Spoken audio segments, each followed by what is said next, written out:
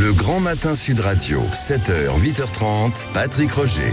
Dans un instant, dans Sud Radio vous explique l'assassinat de Samuel Paty. Sa sœur veut que la responsabilité de l'État soit reconnue. Nous en parlerons dans Sud Radio vous explique. Avant cela, l'édito politique comme chaque mercredi matin avec vous, Françoise Degois. Bonjour. Bonjour Patrick. Visite surprise d'Emmanuel Macron, donc on le dit, à Marseille hier pour lancer l'opération Place Nette XXL pour lutter contre les trafics de drogue.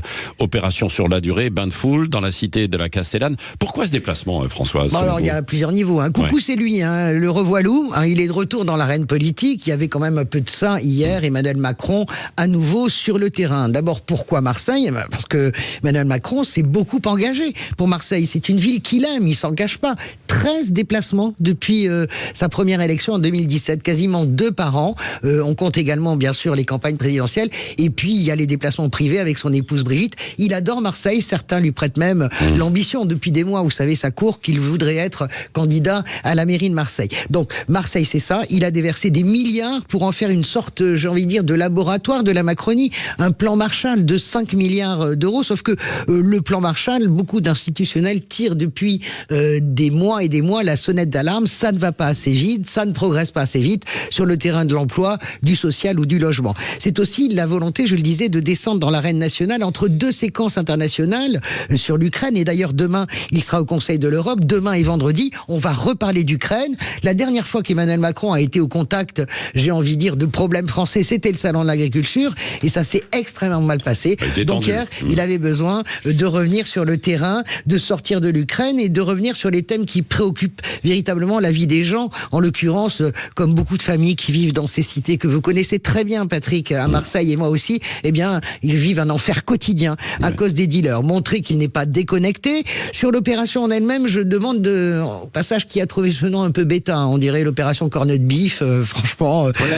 XXL. J'espère que c'est pas McKinsey et qu'on l'a pas payé trop cher, ce slogan. Donc, c'est détruire les trafiquants, nous dit Macron.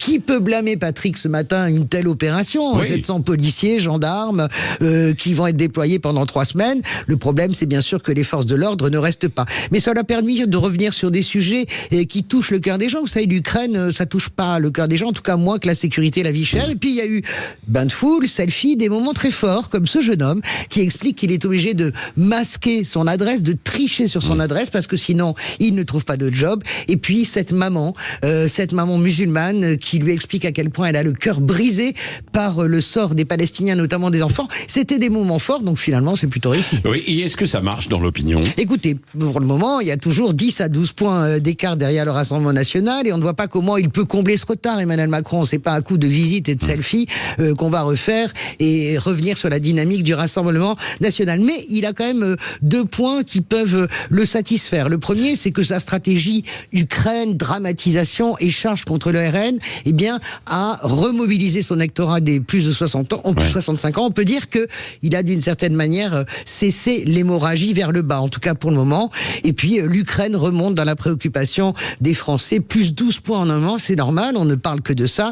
Ceci dit, entre la réalité du terrain et l'instrumentalisation de ce drame, pour chercher un effet drapeau autour de lui, c'est quand même un peu cher payé pour une élection. Bon, merci Françoise Degois, vous y revenez tout à l'heure dans Dites-le franchement, à 8h15 avec Elisabeth Lévy. Qu'en pensez-vous de cette opération XXL face au trafic de drogue? À 92% là, sur Twitter, c'est de la com. 1% seulement ça peut marcher et c'est un combat sans fin. 6%, nous y reviendrons. 7h47.